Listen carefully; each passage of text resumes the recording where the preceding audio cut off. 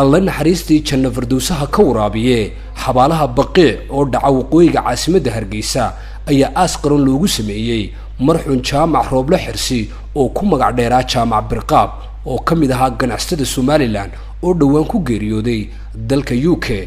Allahu akbar.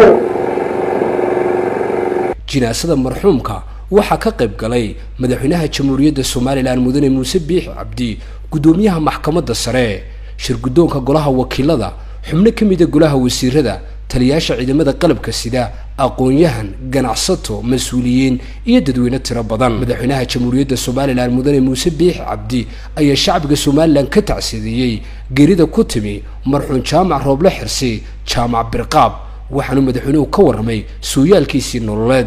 jaamac Allah u naxariisto wuxuu ahaa nin fiican.